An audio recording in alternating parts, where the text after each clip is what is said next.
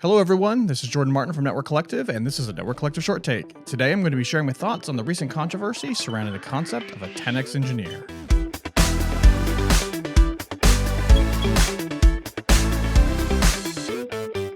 So over the past week, there's been significant conversation around a specific tweet thread regarding the value of 10x engineers. Now, I'm not going to mention the original author or the company he works for, as I have my suspicion that this thread may have been meant to flame outrage for the purpose of driving attention to him and his firm. Being said, if you want to find it, I'm sure it won't be too difficult. All you have to do is open Twitter. Honestly, I'm not exactly sure what a 10x engineer is. I mean, I can gather that it means that they're 10 times more productive as regular engineers, but that definition seems to be lacking any real nuance. Thankfully, our original poster has posted some hallmarks of a 10x engineer, and after espousing their immeasurable value, how to find one.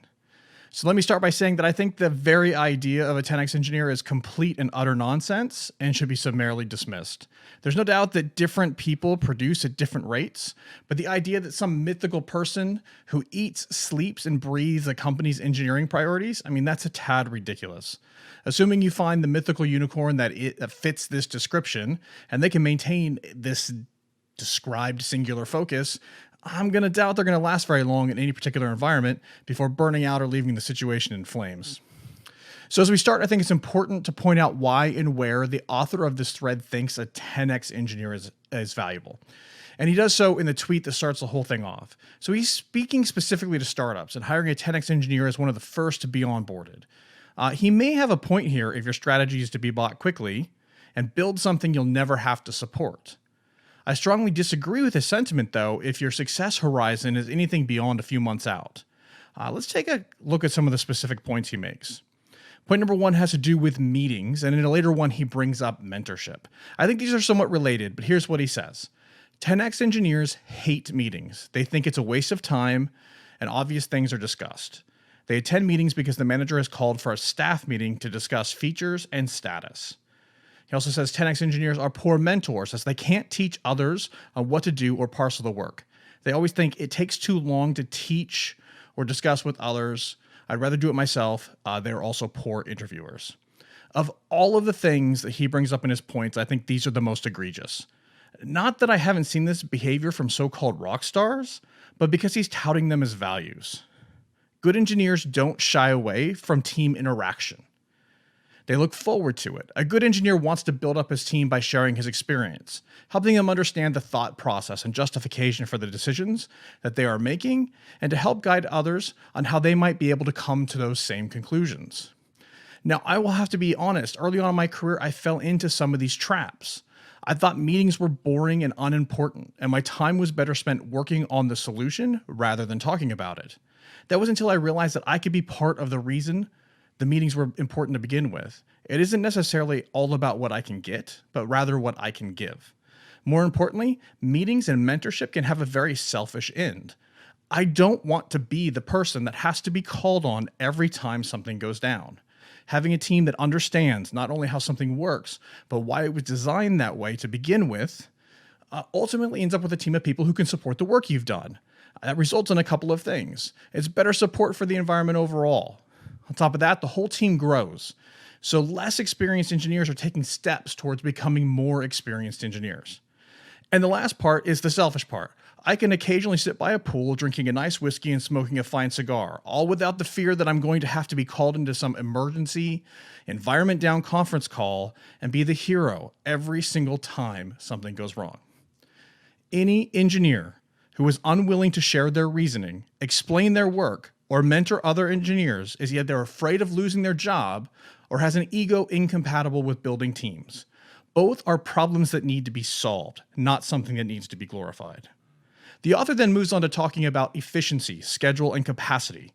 I actually think he makes some good points here, but glosses over some of the pitfalls. Let's start again by taking a look directly at what he has to say. Timings in the office for a 10x engineer is highly irregular. They tend to work when very few folks are around. If there is a crowd or an all-hands meeting, they are not visible. Most of them are late-night coders and come late to the office. Next tweet. Most of the 10x engineers are full-stack engineers. For them, code is code. They don't care whether it is front-end, back-end, API, database, serverless, etc. But rarely see them doing UI work. Not quite sure what that means, but okay. 10x engineers can convert thought into code in their mind and write it in an iterative fashion. Given a product feature, they can write that entire feature in 1 or 2 sittings of 4 to 6 hours with a caffeinated drink without distraction. 10x engineers rarely look into help documentation of classes or methods. They know it in memory and can recall it from memory. They write code at the same ease as writing English. No breaks, no pause, just type. 10x engineers don't hack things. They write quality code and know exactly how the code has to evolve, have a model for the overall code structure. They write at most 1 design document and the rest is in code. To his point about office hours, that one actually resonates with me. Over time, I've realized that my productivity comes in bursts, and these bursts don't always show up between the hours of 9 to 5. I would be stifled in an environment that was exclusively on hours and measured productivity was measured in any other way other than just getting the job done. That being said, I do recognize that I often have to work with others, and a defined workday helps with that. It's a balance, and anyone who is unwilling to recognize that there is value in defining a workday is just being disrespectful of other people's time. Regarding being a full stack engineer, I don't really like the terminology, but I get what he's getting at. And for the most part, I agree. To provide any level of depth in technology, you have to specialize. But specialization without an understanding of those tangentially related technologies can lead to bad decisions and time wasting. The more you know about the technology that your specialty touches, the more valuable you are as an engineer. I think the idea of like a multidisciplinary specialist is a bit of a fallacy, but I do believe it is possible to be a specialist in one particular discipline and have competence in many others. His next point I'm a bit more dubious about. Converting thought into code does demonstrate competence, assuming you're a programmer, of course, but it doesn't necessarily demonstrate good practice. Speed at the cost of supportability and documentation hurts as much as it helps. It again puts the engineer in the position of being the only person who understands the code and needing to be the hero every time something goes wrong.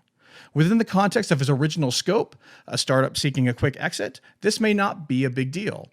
But if you're planning on running and supporting this environment for any time at all, the extra effort you put into documentation, peer review, validation, and testing might slow you down a bit at the start, but will pay dividends in the years to come. Fast isn't always better.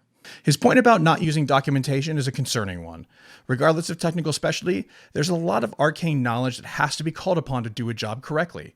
Not ever referencing documentation is a giant red flag for me.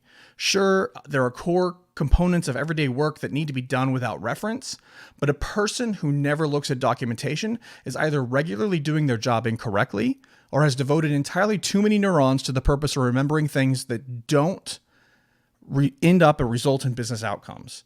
You aren't weak for choosing to not remember these types of details. Every brain has a finite capacity for memory. Intelligent people are intentional about the things that they choose to remember and the things they know will be available to them in documentation when needed. Referencing documentation could also remind you of nuances that you may have forgot about, or highlight new features that have been introduced since you had taken the time to commit this esoteric knowledge to memory. Either way, encyclopedic knowledge isn't in itself bad, but if it's done at the detriment of other capacities, it's not a benefit either.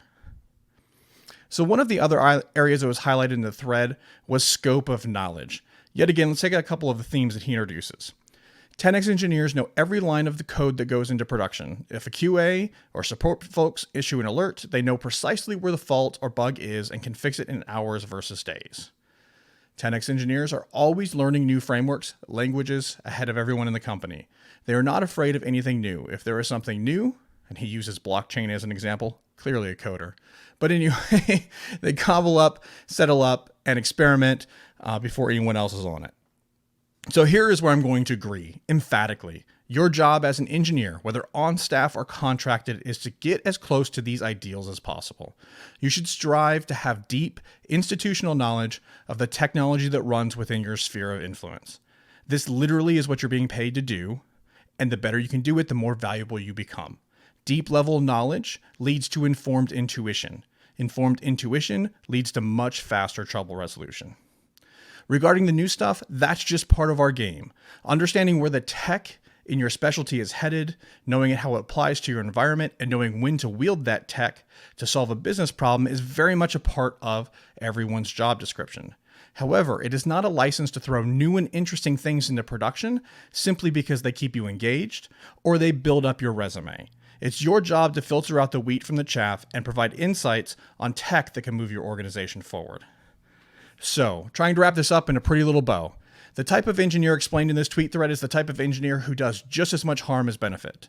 They may solve individual problems quickly, but they become a bottleneck and problems will stack up. If this type of behavior is permitted for the purpose of productivity, your other engineers are going to feel alienated and not empowered. This means production from them will likely drop significantly if they stick around at all. They become 1/10 engineers. The type of engineer explained in the tweet thread is the type who will eventually flame out. They'll either leave unexpectedly on their own or in a raging inferno. It will not end well. The type of engineer explained in the tweet thread builds nothing but their own ego. Your team isn't better for it. Your product isn't better for it. Efficiency at the sake of supportability or documentation gains you nothing. All advantage to the rapid deployment capability gets lost as soon as you have to support it or hand it off to somebody else. If your definition of success has a horizon of anything beyond a few months, hiring an engineer with no regard for team or others is going to be a negative. If you're a motivated engineer, there are some truths that can be gleaned from this, though. Technical value isn't derived only from deep intuitive knowledge of one discipline area, but that in combination with a good understanding about how your specialty affects connected areas. Being able to speak to technologies outside of your specialty adds significant value to your skill set. Knowing your environment well is valuable.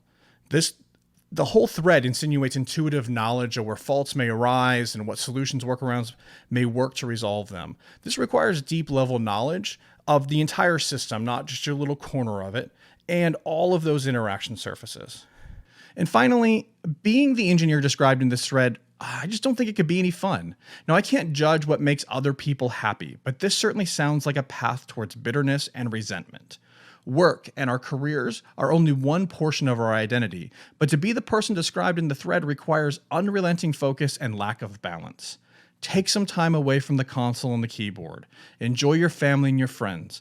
Have a hobby that doesn't utilize any of the skills and tools you use for your day job. You'll be better off for it. So will the people you work with. And so will the people you live and do life with.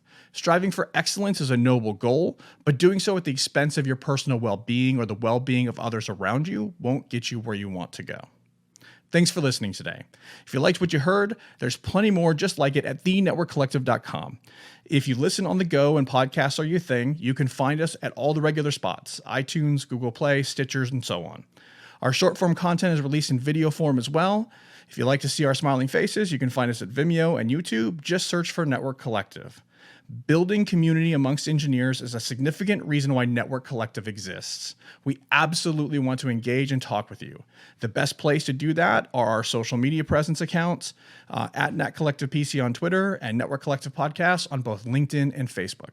If you want to take that interaction to the next level and engage regularly with other engineers just like you, we have the Network Collective Community Membership. As a member, you get access to exclusive content, as well as the best and most focused network engineering Slack that's available on the internet. You can learn more about that at thenetworkcollective.com/join.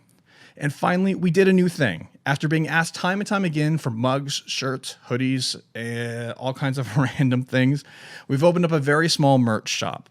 It's a simple way to help support the show and get some cool swag in the process. Now, I'm no fashion fiend, so the options that are there are pretty straightforward at the moment, but I'm hoping to add some cool stuff as time goes on. Either way, it's worth checking out if you've just been dying to drink your precious caffeine out of a limited edition Network Collective coffee mug.